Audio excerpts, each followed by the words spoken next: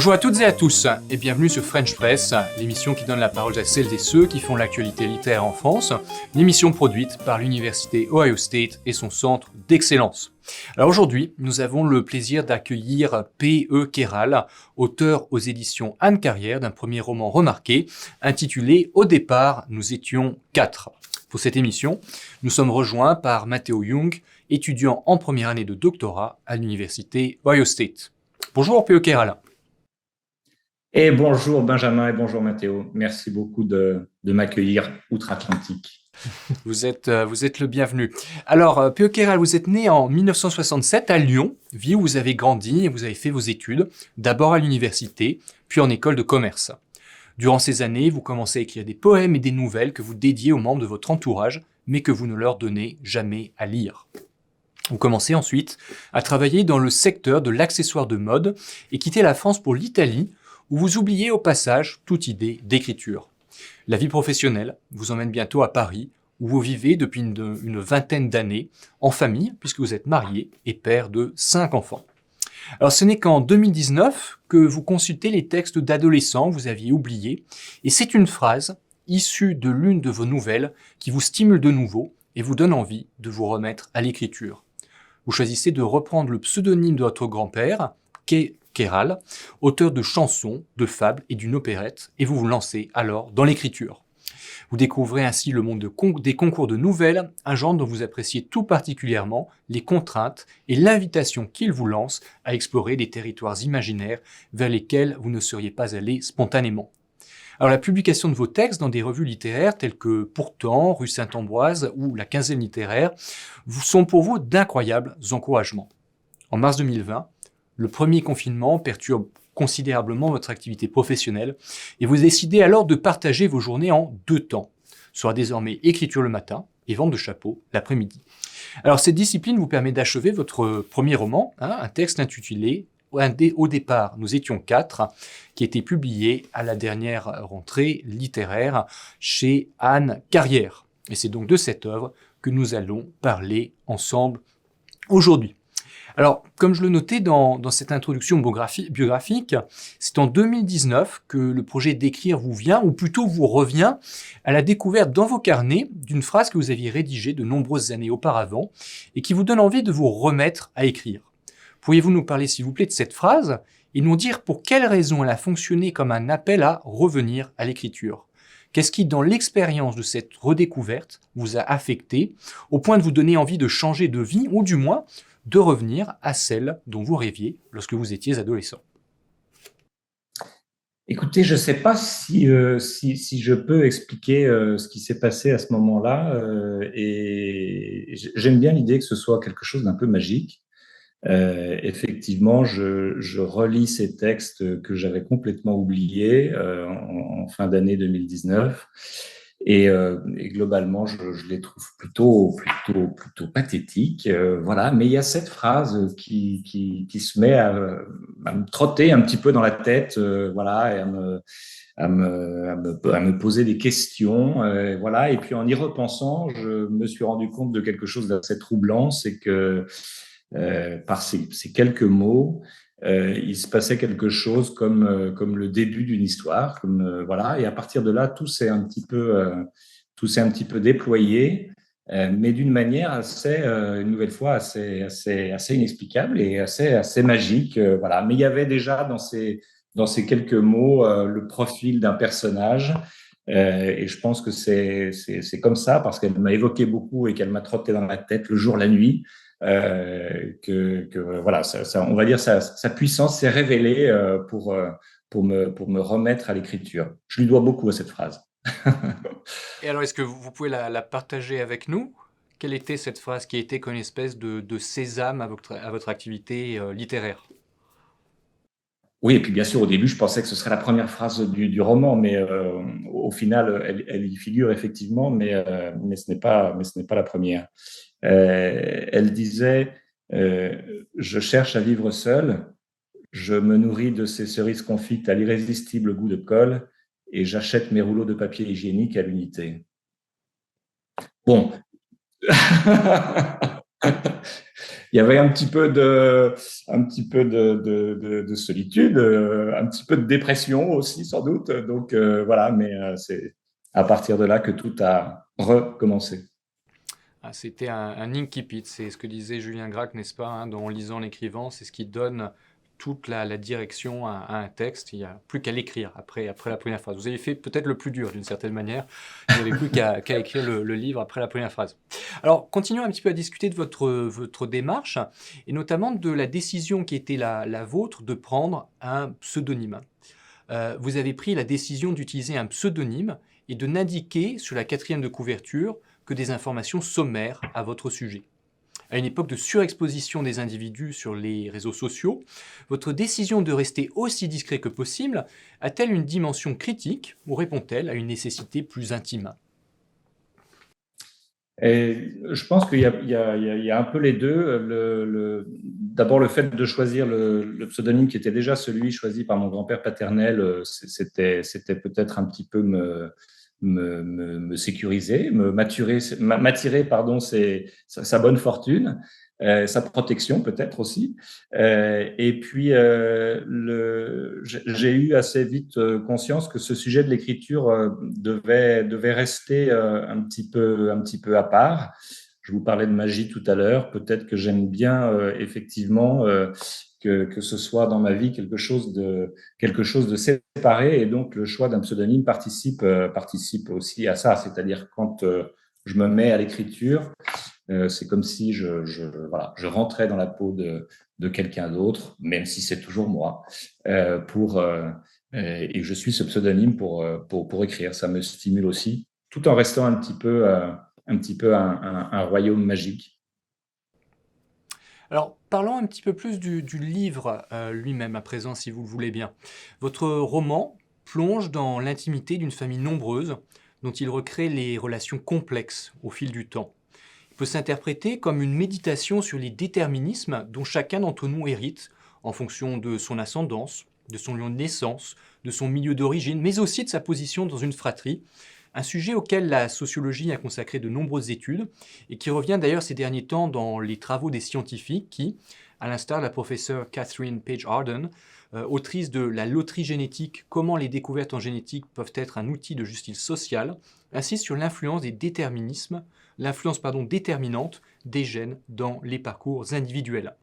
Alors, à votre avis, est-il possible de transcender les déterminismes de la naissance ou viennent-ils nous empêcher de faire advenir une identité nouvelle? Vos personnages vous semblent-ils jamais échapper à leur propre déterminisme? J'ose espérer qu'ils y arrivent un petit peu quand même, mais effectivement, c'est un sujet qui me captive beaucoup parce que je pense que notre présence sur Terre et dans la vie unique qui est la nôtre doit mener, si possible, à trouver quelle est notre véritable raison d'être là et de vivre, aussi furtivement que cela soit-il. Et effectivement, tout l'environnement dans lequel nous arrivons au monde, forcément, nous contraint. J'ai mis en exergue du livre la citation de Jacques Prévert qui dit les enfants ont tout sauf ce qu'on leur enlève, parce qu'effectivement, je pense que quand on arrive au monde, on est peut-être un génie, et puis selon effectivement l'endroit où nous naissons, eh bien, il y a tout un héritage qui nous arrive dès que nous venons au monde. Et à partir de cet héritage, il est souvent difficile de trouver sa propre voie, sa propre place. Il faut arriver à faire sien les choses qui vous vont bien, arriver peut-être à rejeter les choses qui vous vont moins bien. Et c'est un long parcours. Et c'est ça, effectivement, que j'ai souhaité explorer à travers la vie et le parcours de ces frères, en choisissant le fait qu'effectivement, ils sont triplés, ce qui, forcément, électrise un peu la relation entre eux et aussi vis-à-vis de leurs parents. Alors parfois, un écrivain tombe un petit peu amoureux de ses personnages, a une affinité avec eux qui se développe. Vous venez de nous parler de ces trois personnages, de ces trois frères, ce triplé. Est-ce qu'il y en a un parmi eux qui a particulièrement reçu votre affection, peut-être sinon au détriment des autres, peut-être en particulier du moins? Écoutez, je vais vous décevoir, mais je crois pas. Je les aime tous. C'est l'une des expériences, l'une des découvertes les plus troublantes dans l'écriture d'un roman, ce que je n'avais donc jamais fait. C'est à quel point c'est un gros débat chez les écrivains pour savoir si c'est le personnage qui vous emmène ou si c'est l'écrivain qui emmène le personnage. Moi, je peux dire que c'est le personnage qui vous emmène et que c'est de temps en temps très, très, très, très étrange de voir à quel point il vous emmène, virgule, voire il vous promène. Donc voilà, je les aime tous les trois, chacun avec leurs forces et leurs faiblesses, mais je ne crois pas que j'ai une préférence, et même vis-à-vis des personnages dits secondaires qui sont autour d'eux, euh, oui, dont certains m'ont aussi beaucoup emporté. Alors il y a trois frères, n'est-ce pas, dans votre roman, mais en vérité il y en a également un quatrième. Votre roman dévoile la présence diffuse de ce quatrième enfant, un enfant mort-né, qui va jouer un rôle considérable dans la dynamique familiale, comme dans la construction de la personnalité de ses trois frères. Pouvez-vous nous en dire davantage sur la manière dont le souvenir de cet enfant disparu impacte les trajectoires individuelles des membres de la fratrie? Oui, effectivement, au départ, il pense que, enfin, comment dire, le souvenir de cet enfant qui malheureusement n'a pas pu passer l'épreuve de l'accouchement.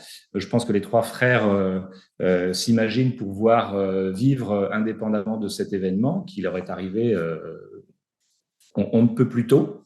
Mais je pense que non seulement l'esprit, mais aussi le corps conserve la mémoire de tout. Et peut-être que la mémoire des êtres, la mémoire des enfants commence même avant qu'ils n'arrivent au monde.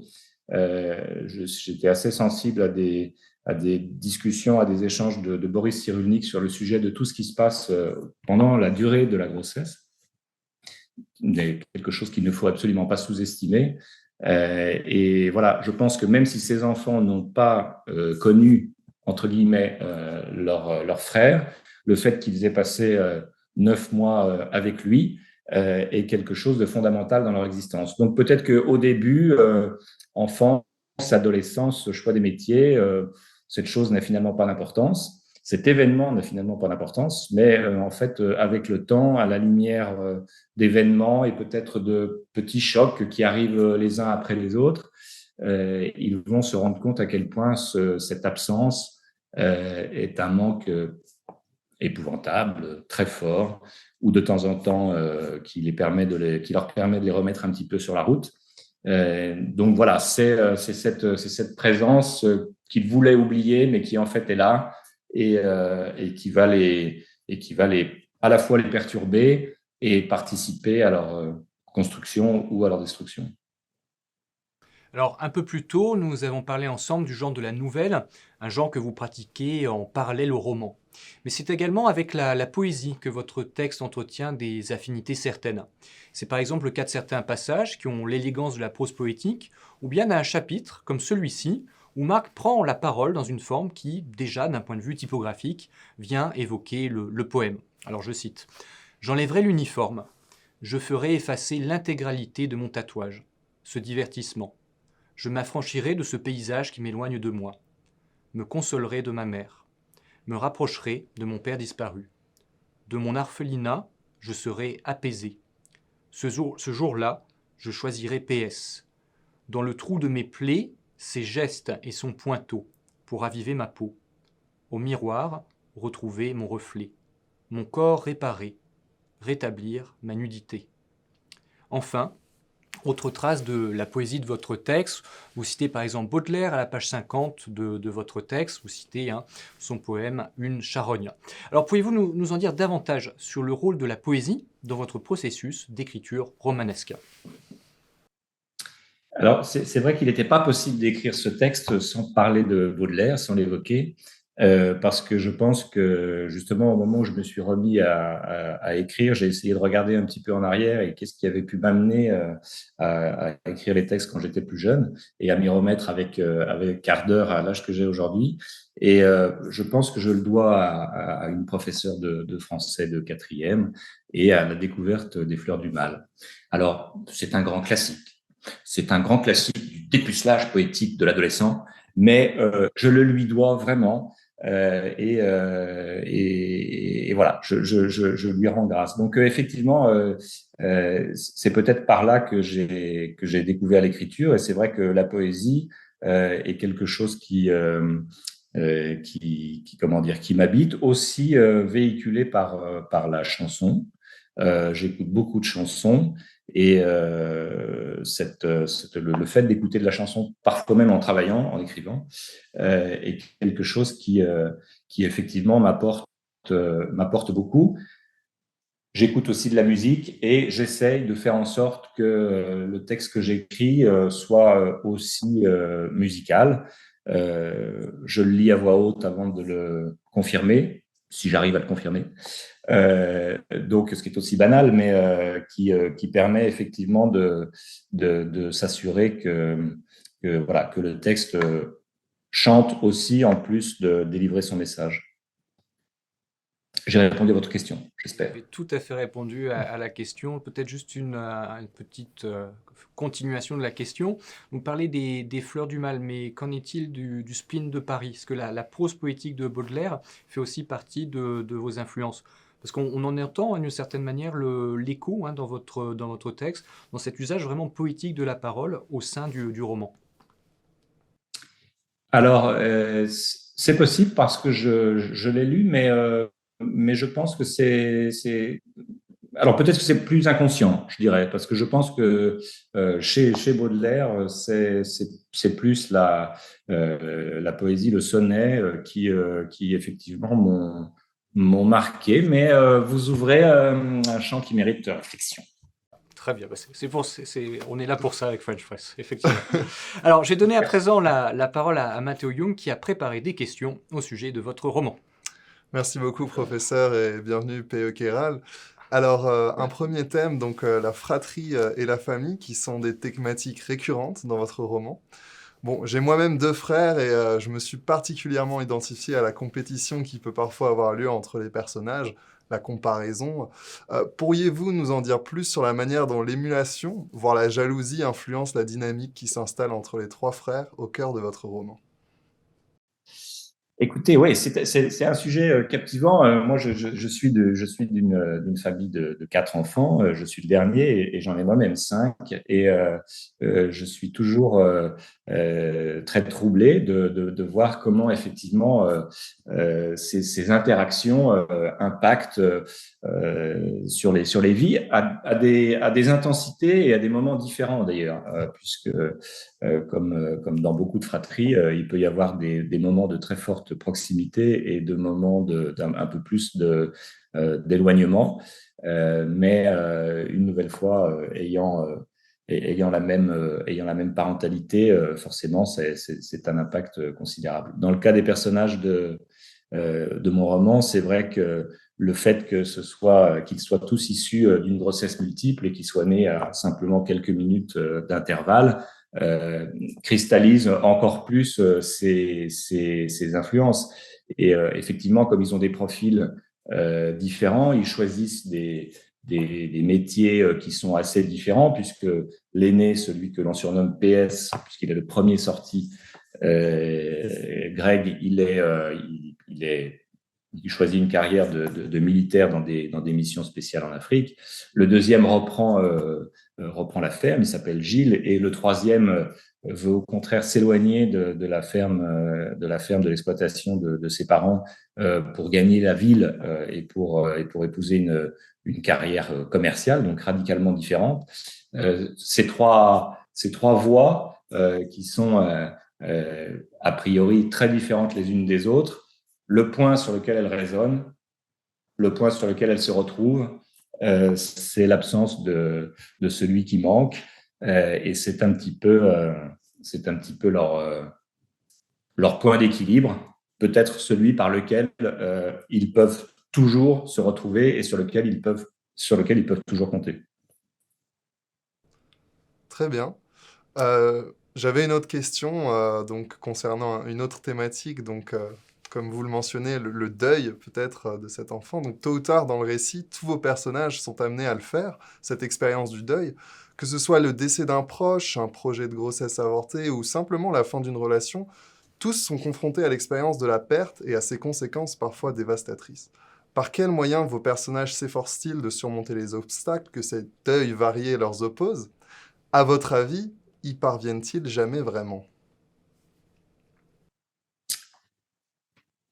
Alors, par quel moyen? Je pense que la confrontation à la mort est forcément quelque chose de traumatique. Et en même temps, elle peut être la source d'une renaissance pour soi, d'un changement de vie, d'un changement de regard sur la vie, d'un changement peut-être de présence dans la vie. Donc, je vais employer un mot terrible, mais c'est peut-être une opportunité. Et effectivement, ces frères dans cette histoire sont confrontés à la perte de leur frère, bien sûr, mais pas seulement. Et oui, c'est vrai que certains arrivent à se défaire de ce trauma, notamment Gus, d'autres y arrivent moins, notamment PS. Voilà, c'est toujours une grande difficulté et peut-être que au cours de l'existence de ces personnages, il y a des moments qui sont de menus moments parce que je pense que effectivement les grands tournants dans la vie sont souvent issus juste d'une disposition spéciale et d'un petit événement qui va vous faire considérablement changer. Et peut-être que ces moments-là, enfin, c'est quelque chose que j'ai essayé de décrire. Voilà, petit sujet, petite conversation avec quelqu'un d'étranger à la famille, une claque parfois qui peut changer complètement la direction de votre vie. Super, merci beaucoup. J'ai une dernière question pour vous. Donc, le récit adopte le point de vue de nombreux personnages et en employant invariablement le pronom je. Donc, je voulais savoir pourquoi vous aviez fait ce choix d'énonciation et parmi les points de vue de vos nombreux personnages, lesquels ont été particulièrement peut-être difficiles à écrire ou à créer, euh, voilà, dans votre processus d'écriture. Alors, c'est vrai que la question s'est posée assez rapidement au début de l'écriture du roman. J'ai essayé d'écrire différemment de je, et en fait, je trouvais que ça marchait pas du tout. Donc, voilà, je n'y arrivais pas, tout simplement. Et je ne saurais pas l'expliquer parce que, a priori, ça semble assez basique de changer un jeu en il ou de choisir un narrateur omniscient. Mais en fait, ça marchait pas. Et je trouvais que pour une histoire de famille et pour une histoire, on va dire, globalement intime, un environnement assez restreint, même s'il y a pas mal de personnages, c'était la formule qui permettait le plus de rentrer dans chacune de leurs introspections. Et peut-être me suis-je dit aussi que moi, en tant que lecteur, c'était la chose qui me permettait le plus de peut-être pas de m'identifier au personnage, ce serait peut-être un peu outrancier, mais oui, de l'aimer, de rentrer plus facilement dans sa vie en disant je. Voilà, c'est quelque chose qui m'est apparu assez vite. Et, et pour le moment, je sais pas trop faire différemment dans la longueur. Mais ça va venir, je vais travailler. Alors c'est parfait, ça nous donne une liaison parfaite effectivement avec la dernière question que nous souhaitions vous poser. Parlons un petit peu, si vous voulez bien, de vos projets littéraires. Après ce premier roman, avez-vous déjà commencé à en écrire un autre? Et si tel est le cas, pensez-vous à continuer l'exploration de certains des thèmes qui sont déjà abordés dans Au départ, nous étions quatre, ou avez-vous l'intention de vous tourner vers de nouveaux territoires? Alors oui, j'ai commencé récemment le chantier d'un nouveau roman, euh, très différent. mais il y aura forcément des choses qui vont être communes. Je ne vous cache pas que le sujet de la famille, dès que je le mets un peu de côté, il revient au galop. Il est toujours là sur l'épaule comme une jolie chouette qui me dit « Coucou, je suis là, s'il te plaît, parle de moi ». Donc voilà, j'ai ce projet qui est parti, qui a démarré. Voilà. La trame sera assez différente parce qu'autant au départ, nous étions 4, l'intrigue est, on va dire, plus ou moins contemporaine ou correspond à l'échelle de ma génération.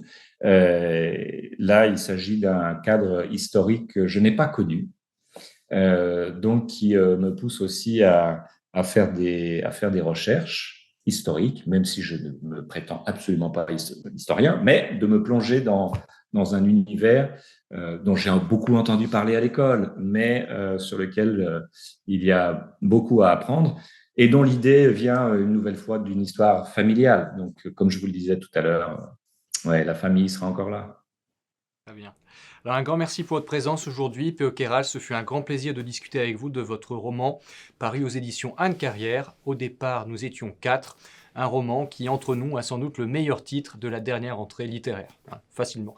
Alors voilà, c'est la fin de notre émission. Nous reviendrons très bientôt avec un nouvel entretien avec Shumona Sina, autrice de L'autre nom du bonheur était français, roman paru aux éditions Gallimard. En attendant cette prochaine rencontre, n'hésitez pas à nous suivre sur les réseaux sociaux et à regarder nos précédentes émissions sur le site de la Villa Albertine, le site des services culturels de l'ambassade de France aux États-Unis. À très bientôt pour un nouveau rendez-vous avec French Press.